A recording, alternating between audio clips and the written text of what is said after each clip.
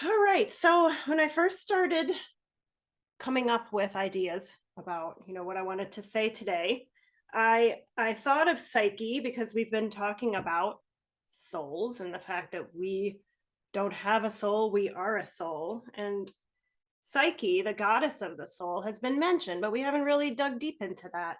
Um, and so my first thought about it was, why a goddess? Why not a god? Why a woman and not a man? And that was curious to me. Not sure it's super profound, but um, that was just a curiosity that I had. And to briefly talk about her story, the myth, she was born immortal and a human, not immortal, a mortal. And she captured the attention of Eros, who whose name in Greek means love. It's one of the 8 words in Greek that mean love. And very briefly, they were together and then they were not. And in order to return to her beloved, Psyche had to go through a series of trials that seemed impossible. And she did them. She accomplished all of the things, she got through of all the difficulties and the challenges. And so she was not only reunited with her beloved, she was also granted immortality and thus became the goddess Psyche. Now, to me, that sounds a lot like a hero's journey, but it's kind of different from the ones we hear when we're talking about a man's hero's journey. I'm thinking about Beowulf and how like they were all celebrating in the bar and clapping him on the back, like, attaboy, you did it. There wasn't a lot of fanfare in this whole story. Um, and I do want to point out that in the word hero, first 3 letters are her. And so all along, when we've been talking about a hero's journey, the feminine has been there, but she's kind of hidden in plain sight. You have to kind of be looking for her.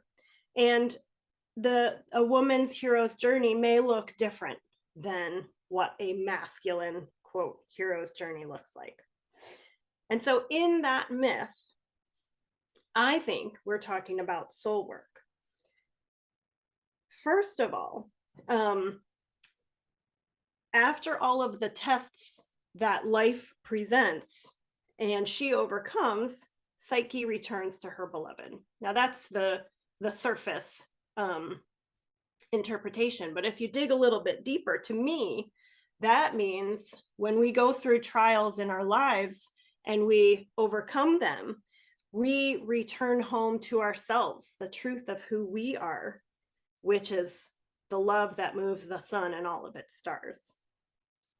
And in the myth, Psyche, which is the word for soul, is granted immortality. Our souls are immortal. We are a soul and it exists infinitely through time and space. It's the diamond that we are. It's hard, it's strong, it's bright, and it just is. It persists no matter what. And then thirdly, soul work is hard. It seems impossible, almost life-threatening, to go into the dark spaces. And that, of course, is symbolized by the trials that Psyche has to face and overcome. Darkness is mysterious. It can be frightening. And this is the place where you have to take off all of your armor. You have to drop your weapons and you have to jump in. You will not be successful if you can't let go of those things. And that is the realm of the feminine. And that is why I think Psyche is a goddess and not a god. I also wanted to mention that Psyche is also the ancient Greek word for butterfly. So on that image, you saw the woman with a butterfly at her throat. A blue butterfly, throat chakra is blue. And a butterfly goes into the darkness of the pupa, goes through a pretty rough transformation and comes where, I mean, everything literally falls apart. It's dissolved and then emerges completely transformed. So what I'm kind of getting at here is that darkness is essential. And I'm going to read a quote from Clarissa Pinkola Estes, who wrote Women Who Run with the Wolves. The deepest work is usually the darkest. A brave woman, a wizening woman, will develop the poorest psychic land. For if she builds only on the best land of her psyche, she will have for a view the least of what she is. So do not be afraid to investigate the worst. It only guarantees increase of soul power through fresh insights and opportunities for revisioning one's life and self anew. It is in this psychic kind of land development that the wild woman shines. She is not afraid of the darkest dark. In fact, she can see in the dark. So there are a couple things that I want to point out here. First, and this is now coming from Megan Watterson in her Mary Magdalene Oracle. She says, darkness makes vision possible, which seems completely opposite. But this is what Megan Watterson has to say. Darkness is a power of the ego that can convince us we're alone, separate, and disconnected.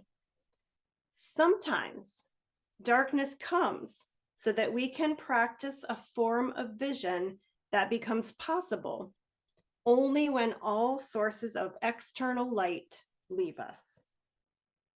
Darkness is hard, it's painful, but darkness carries a special gift. Within darkness, there's a form of vision that becomes available, the most powerful form possible, that comes from the light sourced within us. We are given the chance to practice seeing the light that originates from within. And how do we learn to see in the dark, like Clarissa Pinkola Estes said? We use the darkness to harness the tremendous love that's right here within us, always. We see then our own source of love, and we feel again the deepest power that exists in this world, the power of the love that's innate to us. So I'm emphasizing a few words here. The deepest power that exists in the world. We've talked a little bit about love here and there in this group, and I know there's some feelings about it. I share them sometimes, that love seems weak or soft. Pretty sure I used the words mamby-pamby. And in this case, I want to emphasize that love is a force. It is not a feeling. It is not a thing we feel. It is a thing that we are. And it is the most powerful force in the universe. Just like Psyche and the butterfly, we go into the dark and we are transformed. Darkness is essential, and it tunes us in to what's internal versus always looking for what's external. If we're looking outside and we're looking for love outside, that is not a force, because it will always disappoint. It can be lost. It can be conditional. The love that exists within, again, is the love that moves the sun and all its stars. It is eternal. It is immortal. Also, we are about to go into the season of darkness. We're in the fall now. Winter is coming. This is time to prepare to go inward so that we can let go, so that something new can be born.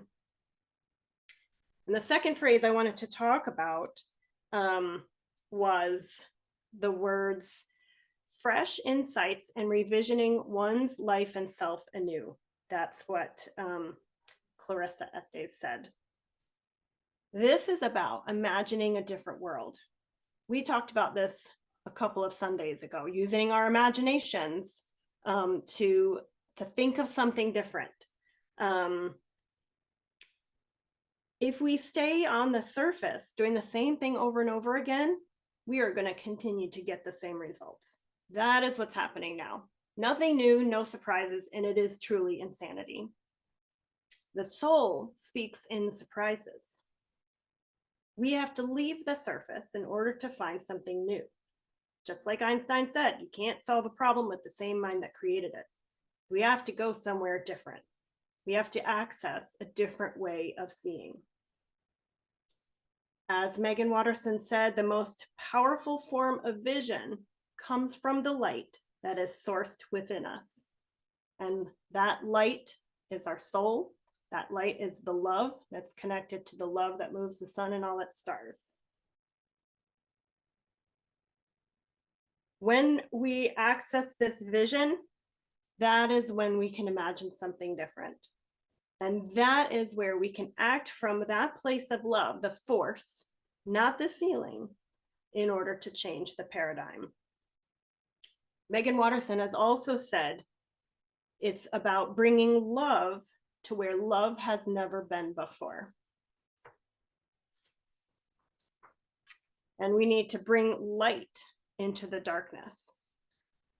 And I'm going to quote Martin Luther King Jr. In Loving Your Enemies. He said, "Returning hate for hate multiplies hate, adding deeper darkness to a night already devoid of stars."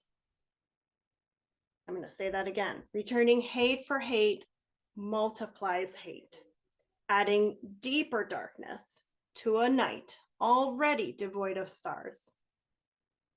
Darkness cannot drive out darkness.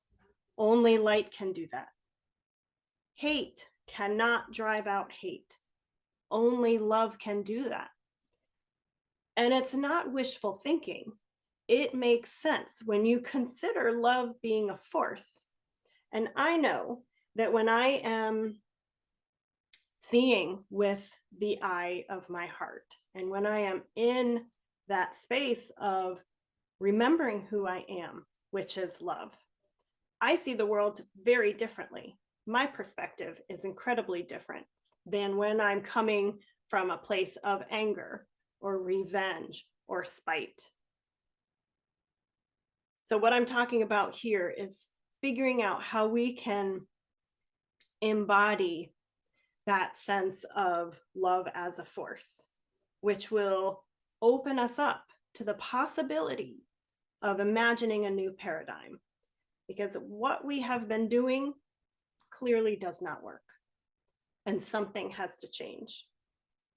And so I'm going to propose an experiment in a minute when we go into our meditation. The word Abwoon, I think Joe might have talked about this. I have not listened to his Sunday or his last week's things yet, but this may be a refresher. I saw you guys nodding, so yes. The in Abwoon is that creative force of the universe, that luminous available space, the absolute, the only being. It's the source of all power and stability, which echoes the Aramaic word for God, Allah, literally the oneness. And I read that Aramaic is a language of vibration.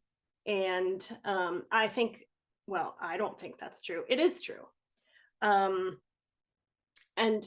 it's an embodied prayer. So the vibration, sometimes if you say it, you can actually feel those vibrations. But what it does is, well, when I listen to that Abwoon prayer, which we're going to listen to in a minute, I breathe in the Ah. And so I breathe in the force of the universe, unity, power, stability, which is the love that moves the sun and all its stars. When I breathe it in, I can feel that from my heart at first, comes in and then radiates through my entire body, so that soon I'm filled with that sensation. It is a body prayer. And when I exhale, I breathe all of that back out. So there's this like reciprocity. There's a receiving and there's a returning. And that's how I tap into that feeling of being love, that powerful, irrefutable truth of who I am. So I'm going to invite all of you to try that when we start the meditation. I will play Abwoon and you can try that breathing in and out. And I'm just curious to hear how, if you're able to sort of embody that feeling of power and how love is a force. So John, if you want, you can go ahead and stop the recording.